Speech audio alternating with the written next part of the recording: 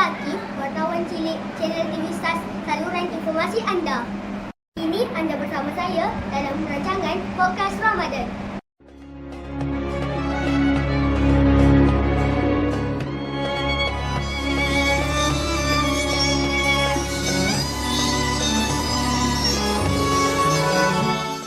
Hari ini saya bersama tetamu jemputan Ustaz Syami. Assalamualaikum Ustaz. Waalaikumsalam. Ustaz, hari ini saya nak tanya, apakah amalan harian yang paling mudah untuk dilakukan untuk menambah pahala pada bulan Ramadan? Okey, kalau nak cakap pasal amalan, banyak amalan yang kita boleh lakukan. Amalan-amalan yang mudah untuk boleh kita lakukan. Antaranya yang pertama adalah dengan kita berzikir. Walaupun dia nampak mudah tapi berat. Ringan di mulut tapi berat di timbangan. Banyak ganjarannya. Berzikir ada banyak. Subhanallah boleh, alhamdulillah boleh, Allahu akbar boleh, kan? Even perkataan Allah pun dikira sebagai zikir, kan? Lagi-lagi kalau kita berzikir di bulan Ramadan, lagi banyak yang Allah berikan. Yang kedua, amalan yang ringkas yang kita boleh lakukan pada bulan Ramadan adalah kita baca Al-Quran. Kita baca Al-Quran tak semestinya banyak. Kalau kita baca surah-surah lazim seperti surah Al-Ikhlas ke, surah An-Nas ke, even sekalipun surah Al-Fatihah pun boleh, kan? Maksudnya masa yang kita gunakan dengan kita membaca Al-Quran, kan? Kerana apa? Allah Subhanahu Wa Taala berikan setiap satu daripada huruf itu, Allah Subhanahu Wa Taala akan gandakan dengan pahala. Lagi-lagi dalam bulan Ramadan. Yang ketiga adalah amalan yang kita boleh buat adalah dalam kelas. Sebagai contoh, kita tolong orang, kita tolong kawan kita tolong cikgu kita, even kita senyum sekalipun, itu semua dah mendatangkan pahala.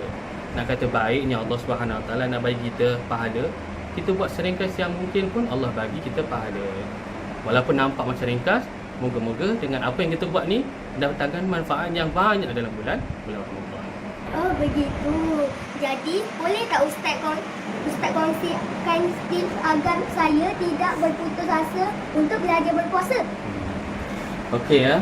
Kalau dalam bulan Ramadan ni memang tak dinafikan kita rasa letih sebab kita berpuasa, kan, kita tak makan. Okey, itu tak bermaksud kita putus asa setengah hari je berpuasa, kan. Yang penting kita kena, yang pertama sekali adalah kita berpuasa kerana Allah. Allah nakkan kita pahala kepada kita, nak berikan banyak kepada kita. Takkan kita tak nak, kan? Jadi kita buat tu kerana Allah, dan pastinya semangat untuk berpuasa tu tak akan pernah putus asa. Yang kedua, kalau kita rasa letih, kita rasa putus asa, mesti kena ada sebab dia. Mungkin salah satu sebab dia tak sahur. Kadang-kadang kalau kita nak bangun sahur pun kan susah sebab kita bangun pagi, kan. Kadang-kadang nak makan pun susah. Jangan macam tu, sebab sahur tu adalah penting, terutamanya murid-murid, kan. Kita nak belajar lagi, macam-macam aktiviti lagi dalam kelas. Jadi sahurlah walaupun kita makan sebiji kurma, kan. Jadi kalau kita rasa berputus asa dalam berpuasa, ataupun kita rasa berputus asa dalam belajar kerana kita tak ada tenaga, kita ada sahabat kita, kan. Kita ada sahabat kita ada keluarga kita ada guru kita. Untuk apa? Untuk kita nak minta motivasi, nasihat, kan. Kita minta, ayah hari ni saya tak bersemangat lah ayah. Macam mana? Ayah kita akan bagi kita kata-kata semangat, kan.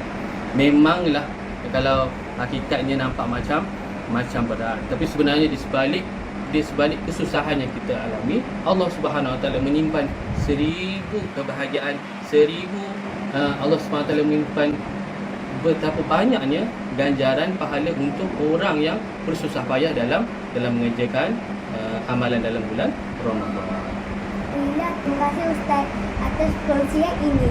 Saya akan cuba lebih baik pada tahun ini. لا تنقضي أنت للروح دواء. Sekian saja podcast Ramadan pada episod minggu ini. Semoga memberi manfaat. Jangan lupa like, subscribe, share dan komen. Bye. Assalamualaikum.